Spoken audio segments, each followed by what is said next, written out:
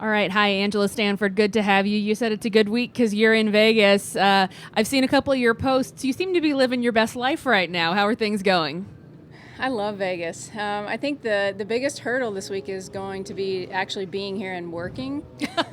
So mentally be ready to work instead of play. So playing as in, having fun in the casinos and shows. And I love it. This seems like the trifecta this week. I mean, we have match play, we have Vegas, and Shadow Creek. I mean, it's awesome. I know match play is the ultimate in competition of you and your opponent, and I know you're a real competitive player. What do you like most about match play and getting out there and competing? Well, I think anything can happen. I think that's what makes it so fun. I think that's what makes it so fun to watch on TV. Even if your opponent, hits it way offline, they could still make birdie or par. So. It's just a different mindset. It's a different kind of game, and I love it. I love it on our schedule, and I think people are going to have fun watching this week. I know you were the runner-up at the HSBC Match Play a couple years ago. What about, so you and clearly know your way around Match Play from Solheim Cup and such. When we've been hearing this is a great match play course, what is it that makes Shadow Creek a match play course, and how does that change up how you attack a course like this? Well, I think you can make some high numbers here, but then I think the course is also going to give you some opportunities. If you hit great golf shots, you're going to have a chance for birdie. So I love it. I love that there's that spectrum of you can make a birdie, but you can make a big number, and that's what makes a golf course great for match play. And you're here with two hats on, well, three hats. Your fan hat for Vegas, your competitor's hat for playing and trying to get that victory, but also the red, white, and blue hat in your gig as assistant captain for the Solheim Cup team. I know Pat Hurst is out here all week as well. What are you looking for? Are you out here primarily as a competitor, but how do you use this as you start preparing for Toledo?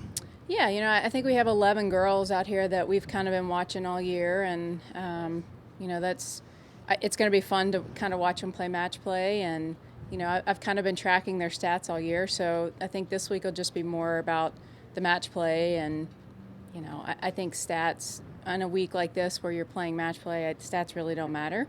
It's who gets the ball in the hole the fastest, so it'll be fun to kind of watch everybody in a different atmosphere. Absolutely. We'll open it up for questions. Let me know on the chat if you have any. We'll start in the back with Kent Paisley. Hey, Angela. Hi. Molly Marcusamon got the call as the new commissioner this morning. How'd you find out, and how'd you react when you discovered that? I woke up to an email, probably like everybody else, which, it's great that we finally have somebody. I think sometimes it's that unknown that kind of makes people a little nervy. So it's great that the process is over. Great that we have a name and a face, and we can move on and go on to our next chapter. How do you balance your role as the assistant Solheim Cup captain this week, a match play event, a good preview for that team, versus trying to compete yourself? Well, it's great having Pat here, and obviously she's going to watch the girls more closely. I'm still going to tee it up and still try to win, my matches, but afterwards I pay more attention to what they're doing. In the past, it's kind of been about me, and I go home and I don't worry about looking at everybody else, but now I have to pay attention, and it's great. I think the thing that's been really important all year long is I'm playing the golf course with them. So, if Pat has any questions, why this or why that, well, then, I'm on the course and I can tell her, well, it played this way or that way. So I think that's been the coolest part of being an assistant and still playing. And what kind of insights does a match play type event give you versus the normal stroke play? For me, honestly, I want to see how much they fight. I want to see how much, if they get down, do they come back? I'm watching stuff like that. I think Pat has things that she's watching, and but I like to see, if you get 3 or 4 down, do you take them all the way to the end? So I like watching stuff like that. Greg Robertson? Yeah, Angela, given that fans are such an integral part of Solheim Cup, and given the scene we saw at the PGA this weekend, how odd is it to be playing out here again still without spectators?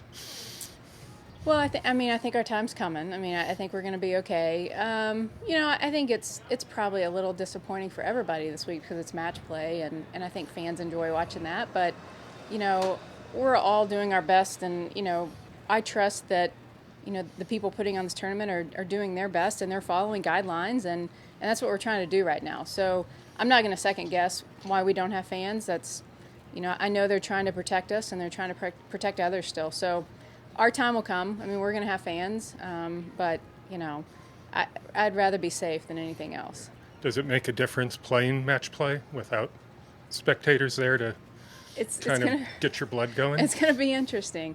I've never played match play without fans, so I don't know. That's going to be very interesting because stroke play, love having fans out there. But when you tee it up and you get going, you're trying to win the golf tournament, and you do feed off of fans. And I think that might help this week if somebody gets up or down. They're not going to have that, those people behind them. So, yeah. And then speaking of Solheim in that role, how disappointed are you that Nellie and Jessica and Lexi aren't here getting a rare chance to play before Solheim?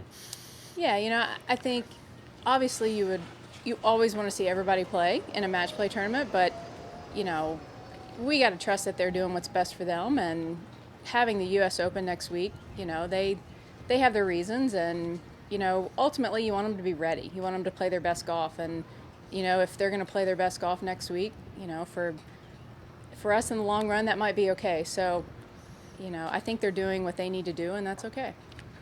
You have a question, or just saying hello? Oh, no. Okay. Just say Florida's strong, the elements are a factor here too, right? The wind, maybe the heat. Are you looking at that? I think the ball definitely goes farther here. I think which for somebody like me, that's a lot of fun because I don't bomb it like these other youngsters. But if I can get a few more yards, I'd take advantage of it. Absolutely. I also wanted to ask you about Bank of Hope and MGM really stepping up to bring this event. It's a great partnership there. I know Bank of Hope, we weren't able to play Founders Cup last year, so instead they came in here. And what does it mean for you, especially as we bring in a new commissioner and you're a veteran player, you've seen this tour at its highs and its lows, to have companies like these supporting the tour and women's sports? This has been outrageous so far this week. I have felt like, it feels like they're treating us like PGA pros this week, and it's so cool. To get picked up at the airport the way we did in a limo, get the jersey. They gave us a jersey from the Vegas Knights. It's the little things. I think I've said that over and over and over, that we're all looking for equality and we're all looking for that, but it's the little things. Like, they've done the little things this week to just make us feel so special. And you just love sponsors like that. And that's, like I said, it's the little things. It's those baby steps that get us to the big steps. And man, this week feels different. And it's been so much fun, and I'm so glad to get to play. So I feel very fortunate to be here. But this is my fourth commissioner. Speaking of the commissioner, and I have seen some super highs and some super lows, and she's coming in on a very high note. And I think, as I was trying to think the whole time, how can I say this? But she sounds like a badass. It sounds like she's ready to roll. And I love that she played golf growing up. I love that she played other sports in college. Sounds like she's super smart.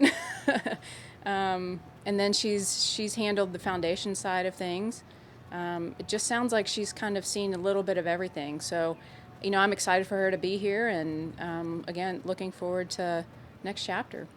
Awesome. We're going to go back here to Kent. What were some of those highs and some of those lows?